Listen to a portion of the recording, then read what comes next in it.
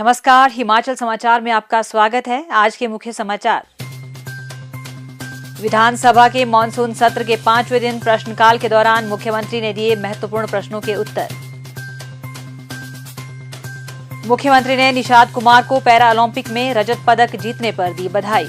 और अब समाचार विस्तार से। हिमाचल प्रदेश विधानसभा के मॉनसून सत्र के 5वें दिन की शुरुआत आज प्रश्नकाल से हुई।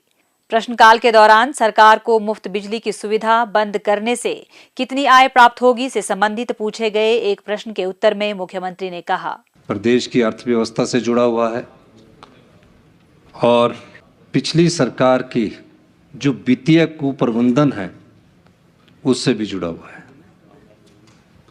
हिमाचल प्रदेश में जब से भारतीय जनता पार्टी की सरकार आई, नवंबर में चुनाव होने थे, अप्रैल 2022 में 125 यूनिट तक बिजली फ्री कर दी गई। मतलब चुनाव जीतने के लिए 6 महीने पहले ये घोषणा कर दी गई। उसके बाद बिजली से संबंधित फ्री बीज की जो बात कर रहे हैं, बहुत गला फाड़ फाड़ के बोल रहे हैं, इनसे पूछना चाहिए। पानी भी माफ कर दिया, बिजली माफ, पानी माफ, और भी क्या क्या माफ किया। हिमाचल की जनता ने 11 दिसंबर 2022 में कांग्रेस की सरकार बनाई। उनका कहने का मकसद ये था, जनता ने जब वर्डिक्ट दिया कि हमें कुछ भी मुफ्त में नहीं चाहिए, पर हमें क्वालिटी चाहिए।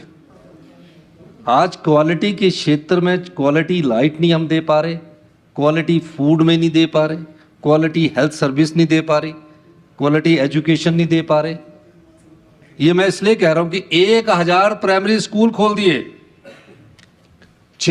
उसमें 300 के करीब तो ऐसे इंस्टीट्यूशन खोल दिए हेल्थ के कि डॉक्टर ही नहीं है, और ऐसे मेडिकल कॉलेज के हालात कर दिए, ऐसे पीएससी के हालात कर दिए कि एक डॉक्टर यहां से उठाया और एक स्टाफ नर्स वहां से उठाई, और पूरे दूसरे जो हमने इतने वर्षों में वो स्ट्रेंथनिंग की थी वो भी चरमरा गई। और हमारी सरकार ने जब पाया कि अगर हिमाचल प्रदेश को आत्मनिर्भर बनाना है तो समाज के सभी वर्गों का साथ चाहिए, चाहे वो कर्मचारी है, चाहे अधिकारी है, चाहे 75 लाख हिमाचल प्रदेश की जनसंख्या है। इस दृष्टिकोण से हमने काम करना शुरू किया, और पहला स्टेप हमने हिमाचल प्रदेश की अर्थव्यवस्था को जो मजबूत करने के लिए किया, वो कहा कि बिजली में जिसको जरूरत है, गरीब आदमी के पास जिसकी जेब में पैसा नहीं है, और अगर पैसा है तो बहुत कम पैसा है, उसको हिमाचल प्रदेश की सरकार पूरी सुविधाएं देगी। अब जब सब्सिडीज को हमने आंकलन किया तो 14 प्रकार की सब्सिडी दी जाती है। इंडस्ट्रीज में अलग है, कमर्शियल में अलग है, लोड के हिसाब से अलग है। और कहा कि 125 यूनिट का क्या मतलब निकला? एक बिल्डिंग मेरी है, उसमें मैंने 8 मीटर लगा दिए, 8 में 125 यूनिट कर दिया और 8 के 8 मीटर फ्री। हमने पहला ऐतिहासिक फैसला किया कि हम 1 मीटर 1 फैमिली को देंगे, कि एक फैमिली को हम 1 मीटर देंगे। अभी उस पर काम चल रहा है। मुझे प्रेजेंटेशन दी गई अधिकारियों द्वारा, हमने बैठकर देखा तो 14 प्रकार की सब्सिडी उसमें नजर आई। हमने कहा कि जो 5 स्टार होटल बनाते हैं, जो 5-5 करोड़ इनकम टैक्स देते हैं, जो 50-50 लाख इनकम टैक्स देते हैं कमर्शियल और नॉन कमर्शियल में, 1 सितंबर से, पिछले कल ही हमने फैसला किया, 1 सितंबर से जो सरकार के द्वारा 1 रुपया सब्सिडी दी जाती थी उसको हमने विड्रॉ कर लिया है। ये पहला स्टेप है। अभी हमने कोई 125 यूनिट बिजली को जो बीजेपी ने राजनीतिक तौर पर दी थी, अभी उसको विड्रॉ नहीं किया गया। हम स्टेज बाई सारी चीज का अध्ययन करने के साथ आगे बढ़ रहे हैं, और इसमें कोई दो राय नहीं कि हमें बिजली बोर्ड को भी आत्मनिर्भर बनाना है। बोर्ड कारपोरेशन के अपने फैसले होते हैं। अगर हम सही ढंग से आगे चलेंगे तो 2027 में हिमाचल प्रदेश आत्मनिर्भर बन सकता है। मैं कई बार कह चुका हूं। और उसमें जो हम सब्सिडियां दे रहे हैं, इस साल हमें जो सब्सिडी देनी है बिजली बोर्ड को, अगर हमने सुधार नहीं किया तो 2200 करोड़ रुपया हमें उनको सब्सिडी देनी है। 2200 करोड़ रुपया कम नहीं होता। 2200 करोड़ में अब ये निकाल लीजिए 100-150 करोड़ रुपया जो हमने कमर्शियल और नॉन कमर्शियल में किया।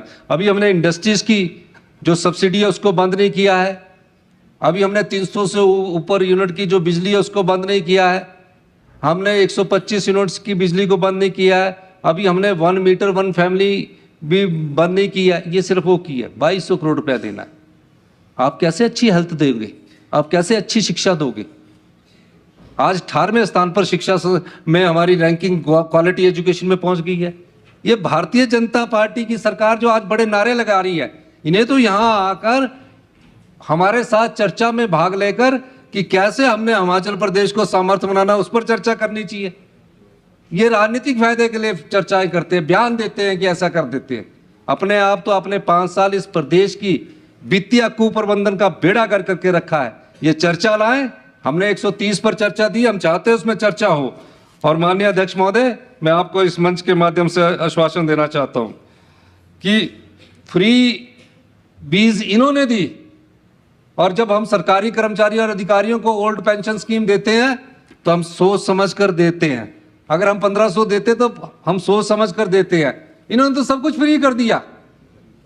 इन्होंने सब फ्री बीज की। उल्टा चोर कोतवाल को डांटने वाली बात आ गई। लेकिन बिजली बोर्ड के साथ हम सरकार को भी आत्मनिर्भर करना चाहते हैं। हम आपको यह आश्वासन देना चाहते हैं, माननीय सदस्य को भी आश्वासन देना चाहते हैं, हमारी अर्थव्यवस्था में सुधार हो रहा है।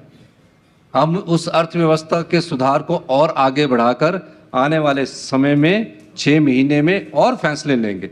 हम और फैसलों के साथ आगे बढ़ेंगे और मैं दावे के साथ कहता हूं कि अगला बजट हम जब प्रस्तुत करेंगे तो हमारी अर्थव्यवस्था में सुधार दिखता हुआ आपको नजर आएगा। आदर्श स्वास्थ्य संस्थानों से संबंधित पूछे गए एक प्रश्न के उत्तर में मुख्यमंत्री ने कहा, हमारी सरकार हेल्थ सेक्टर को और इम्प्रूवमेंट करना चाहती है। आज पिछले 5 साल में जो हेल्थ सेक्टर में जो डिटोरेशंस आई है, जितनी कमियां आई है, हम उससे निजात पाने की कोशिश कर रहे हैं। इसलिए सभी 68 विधानसभा क्षेत्रों में आदर्श स्वास्थ्य संस्थान बनाए जा रहे हैं और उसमें डॉक्टरों की संख्या भी निश्चित की गई है और जो स्टाफ नर्सिस है, अभी हमने हर एक 68 विधानसभा क्षेत्र में 9 स्टाफ नर्सिस सिविल हॉस्पिटल जो आदर्श स्वास्थ्य संस्थान है, सभी विधानसभा क्षेत्रों के सत्ता पक्ष के भी और जो नारे लगाने का काम करने वाले हैं उनके क्षेत्र में भी हमने 9 स्टाफ नर्सिस, OTA और हर जगह इंस्ट्रूमेंट्स देने का हमने काम शुरू किया है। ये हमारी सरकार की कटिबद्धता है। जो हमारी हेल्थ इंस्टीट्यूशंस है, जो पिछले 5 साल से बहुत कमियां उसमें थी, उसको हम दूर करने की कोशिश कर रहे हैं। आज विधानसभा परिसर में पत्रकारों से अनौपचारिक बातचीत करते हुए मुख्यमंत्री ठाकुर सुखविंदर सिंह सुक्खू ने कहा, माननीय विपक्ष को यही नहीं पता लग रहा है कि उन्होंने करना क्या है। पहले उन्होंने बोला जो कि कोई और नोटिस दिया, फिर बोला कि अब स्थगन प्रस्ताव लाया जाए नियम 67 के तहत। अच्छी बात होती। हमारे विधायकों ने 130 के तहत वित्तीय स्थिति पर प्रस्ताव लाने की बात की है, हमने तो पहले ही की है। वो कंफ्यूज से लग रहे हैं। मुझे समझ नहीं आ रहा कि जब अध्यक्ष महोदय ने यह कहा कि क्वेश्चन आवर के बाद आपकी बात सुनेंगे, तो उनको क्वेश्चन आवर तक इंतजार करना चाहिए था। आज ही का तो दिन था। अगर क्वेश्चन आवर पर भी उन्होंने वॉकआउट करना था तो क्वेश्चन आवर के बाद कर लेना था। कहीं ना कहीं मुझे लग रहा है कि विपक्ष बिखरा हुआ है। अब इनमें नेता कौन है यही नहीं समझ आ रहा कि किससे बात की जाए, क्योंकि एक बात कुछ और करता है, दूसरी बात कुछ और करता है। समझने की बात है कि जनता से जुड़े हुए मुद्दे आप उठाइए, भ्रष्टाचार से जुड़े हुए मुद्दे आप उठाइए, विकास से जुड़े हुए आप मुद्दे आप उठाइए।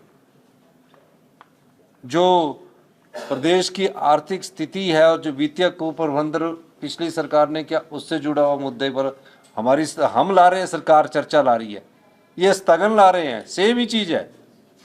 लेकिन उस पर भी भाग नहीं ले रहे और वॉकआउट करके आ रहे। लेकिन 12 बजे ही आ जाते। अगर इतने शुभचिंतक होते जो स्थगन प्रस्ताव लेके थे, 12 बजे दोबारा आ जाते। तो विपक्ष का दिवालियापन सामने नजर आ रहा है। तो मैं ये कह सकता हूँ कि भारतीय जनता पार्टी जनता के मुद्दों को उठाकर नहीं बल्कि वॉकआउट करने के लिए विधानसभा में आते हैं और वॉकआउट करके चले जाते हैं। लोकतंत्र में सबको अधिकार है अपने नियमों के तहत कोई भी प्रस्ताव लाने का, लेकिन मैं ये पूछना चाहता हूँ कि क्या आप वॉकआउट करके किसी बात पर चर्चा कर सकते हैं, किसी प्रस्ताव पर चर्चा कर सकते हैं? मुख्यमंत्री ठाकुर सुखविंदर सिंह सुक्खू ने पेरिस में आयोजित हो रहे पैरा ओलंपिक खेलों में जिला ऊना से संबंधित श्री निषाद कुमार को ऊंची कूद में रजत पदक जीतने पर बधाई दी। मुख्यमंत्री ने कहा कि प्रदेश के लोगों के लिए यह गर्व की बात है कि प्रदेश के युवा ने इस खेल में अद्भुत प्रतिभा का प्रदर्शन करते हुए देश के लिए पदक जीता है। उन्होंने कहा कि यह निषाद कुमार के कड़े परिश्रम, समर्पण और खेल के प्रति प्रतिबद्धता का सुखद परिणाम है। उन्होंने आशा व्यक्त करते हुए कहा कि निषाद कुमार की यह उपलब्धि प्रदेश के युवाओं को जीवन में आगे बढ़ने के लिए कड़ी मेहनत करने के लिए प्रेरित करेगी। मुख्यमंत्री ने कहा कि राज्य सरकार प्रदेश में खिलाड़ियों को हर संभव सहायता प्रदान कर रही है ताकि वह खेलों में बेहतर प्रदर्शन कर प्रदेश व देश का नाम अंतर्राष्ट्रीय स्तर पर रोशन कर सके। हिमाचल समाचार देखने के लिए सब्सक्राइब करें यूट्यूब चैनल हिमाचल समाचार, लाइक करें Facebook page information and public relations department Himachal Pradesh और सीएमओ हिमाचल। फॉलो करें x@DPRHP और सीएमओ हिमाचल। फॉलो करें इंस्टाग्राम @DIPR हिमाचल और सीएमओ हिमाचल। विजिट करें वेबसाइट www.himachalpr.gov.in।